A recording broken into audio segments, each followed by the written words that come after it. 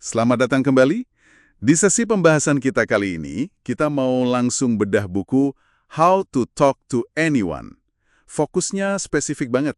Gimana sih caranya minta tolong yang efektif, biar orang beneran mau bantu Anda? Betul. Sumber ini ngasih beberapa teknik yang menarik loh. Bukan cuma soal ngomong apa, tapi lebih gimana kita bangun dinamika yang pas. Biar permintaan kita lebih mungkin dikabulkan gitu.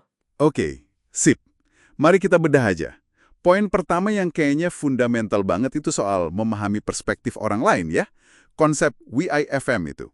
Tepat sekali. What's in it for me? Secara naluriah kan semua orang pasti nanya gitu. Nah buku ini nekenin banget. Pas Anda minta bantuan atau ngajak ketemu, penting loh buat secara terbuka nyampein untungnya buat mereka apa. WIFY. What's in it for you? Oh, jadi bukan cuma untungnya buat kita aja ya? Keuntungan buat Anda udah jelas, nah keuntungan buat dia juga perlu disebutin. Kayak contoh yang di buku itu ya, soal minta waktu eksekutif pemasaran, si Sam, penanyanya jujur aja nawarin makan siang enak, terus ngaku kalau mungkin cuma itu untungnya buat Sam. Berarti kejujuran ini penting ya, biar nggak kelihatan licik gitu? Persis. Keterbukaan itu nunjukin Anda menghargai waktu mereka, nggak nyoba manipulasi. Ini langkah awal yang bagus banget. Oke. Terus poin berikutnya, ini menarik nih. Jangan terlihat terlalu butuh atau desperate. Ini agak aneh nggak sih? Kan kita emang butuh bantuan. Nah, ini dia. Kadang kita kejebak di situ. Contohnya si Sonny Laker di buku itu, dia dapat kontak eksekutif Miss Evans dari sepupunya.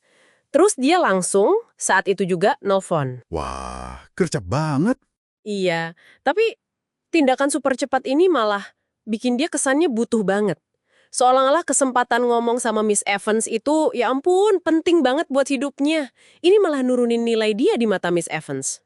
Oh gitu ya, jadi terlalu semangat malah bisa nggak bagus ya? Kesannya kita nggak punya kerjaan lain gitu. Betul, kayak kalau kita ngasih jeda sedikit sebelum follow up koneksi, itu bisa ngasih kesan kita punya kesibukan lain. Menghargai prosesnya gitu, bukan gerasak-gerusuk ngejar hasil. Ini soal menjaga persepsi nilai diri Anda aja sih. Oke, masuk akal. Jadi selain hindari kesan butuh, timing juga penting ya? Bukan cuma kapan minta, tapi juga kapan kita nagih kalau udah bantu orang. Tepat. Buku ini bahas timing lebih jauh, khususnya soal seni minta balasan. Kalau Anda udah berbuat baik ke orang, jangan langsung minta imbalan dong. Sarannya tuh tunggu beberapa minggu. Loh, kenapa harus nunggu? Bukannya wajar aja ada timbal balik?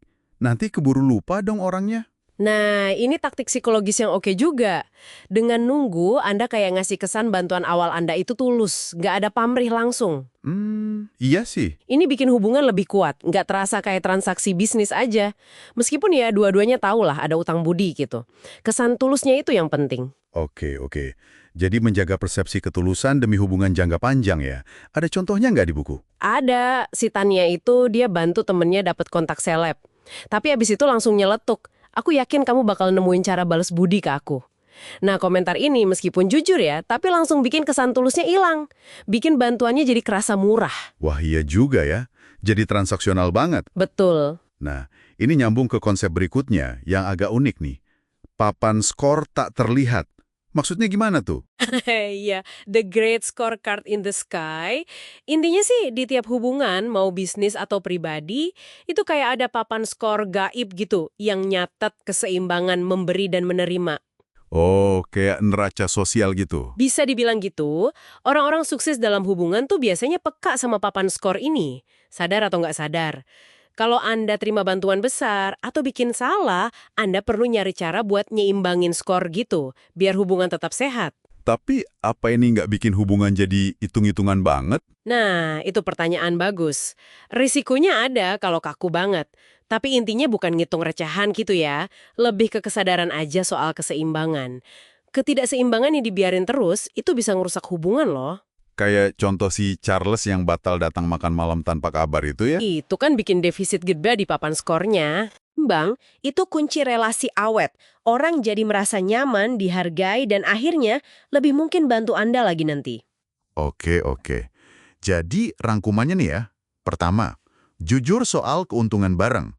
Kedua, jangan kelihatan desperate. Ketiga, perhatiin timing, baik pas bantu maupun minta balasan.